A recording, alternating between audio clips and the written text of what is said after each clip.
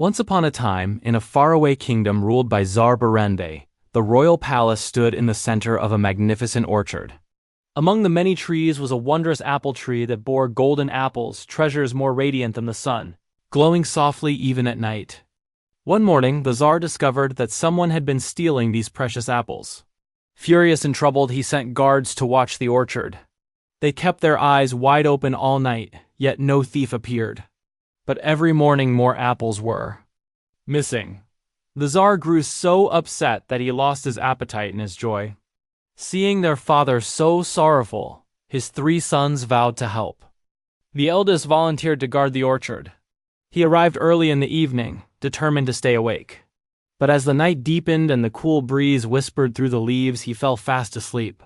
In the morning he claimed he had not slept a moment and seen nothing. The second son tried the next night with the same results, deep sleep and no thief. Now it was Prince Ivan's turn. The youngest prince was determined not to fail. He walked constantly to stay awake. When drowsiness crept over him, he bent down and washed his face with cold dew. Midnight passed and all was silent.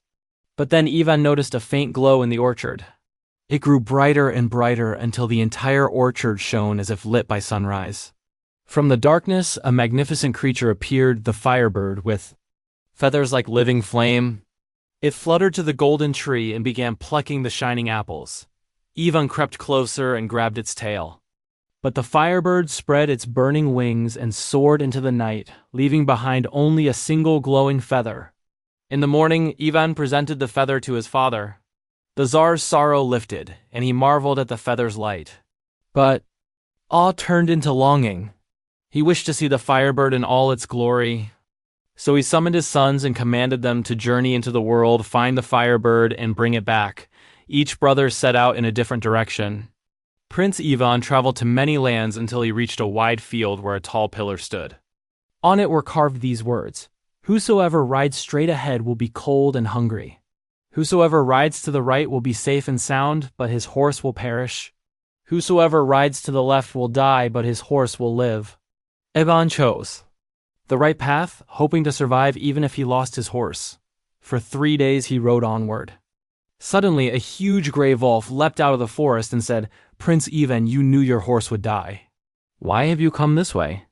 Before Ivan could reply, the wolf tore his horse in two. Heartbroken, Ivan continued on foot. But after a long, weary day, the gray wolf appeared again. "I am sorry I ate your horse," it said. "Tell me where you are going." When Ivan explained his quest, the wolf replied, "Even on your finest horse, you would never find the FireBird. Only I know where it lives. Because I ate your horse, I will serve you faithfully." And so Ivan climbed onto the wolf's back, and they sped away faster than any steed. At last they reached a great fortress. The wolf instructed Ivan, "Climb over the wall. All the guards are asleep. In the attic hangs a golden cage. Inside it is the FireBird. Take the bird, hide it in your coat, but do not touch the cage." Ivan followed the instructions until he saw the glittering cage. It gleamed so beautifully that he could not resist. The moment he touched it, alarms rang everywhere. Guards rushed in and dragged him before Tsar on. Tsar Efron was furious. "Had you simply asked, I would have given you the bird in honor of your father. But now you must earn forgiveness. In exchange for the FireBird, you must bring me the horse with the golden mane owned by Tsar Kuzmin." Ashamed, Ivan returned to the wolf. "I warned you," growled the wolf, "but you disobeyed." Still, it forgave him and carried him to another fortress. The wolf instructed him again, "Bring out the golden-maned horse, but do not touch the jeweled bridle." The same thing happened. Ivan saw the sparkling bridle and forgot the warning. Alarms rang, guards seized him, and Tsar Kuzmin demanded the daughter of Tsar Dalmat, the beautiful, Princess Helen, in exchange for the horse. Ivan sorrowfully returned to the wolf. Although disappointed, the wolf forgave him once more. "This time I will fetch her myself." The wolf leapt over Tsar Dalmat's fortress wall and snatched Princess Helen gently onto its back. When Ivan saw her, he was struck by her beauty, and as he rode away with her behind him, he grew sad. "How can I hand her over in exchange for a horse?" The wolf said, "We will not give her away. Hide her, and I will change myself into her likeness. With a magic spell, the Volf transformed into the perfect image of Princess Helen. Ivan delivered the false princess to Tsar Kuzmin, who gave him the golden-maned horse and the jeweled bridle. Ivan then returned to the real princess and rode away. Meanwhile, Tsar Kuzmin discovered the trick and found a giant Volf in his palace bed. Terrified, he fled, and the Volf escaped to join Ivan again. But now Ivan lamented, "Must I give this golden horse away for the FireBird?" The Volf assured him, "Hide the horse and the princess, and I will become a horse." So the Volf transformed once more. Ivan delivered the false horse to Tsar Afron and received the FireBird and its golden cage. Then he reunited with the real horse and Princess Helen and began his journey home. The Volf caught up one last time. "Farewell, Prince Ivan, I can go no farther." Ivan thanked him with all his heart, but misfortune waited. Ivan and Helen rested by a spring.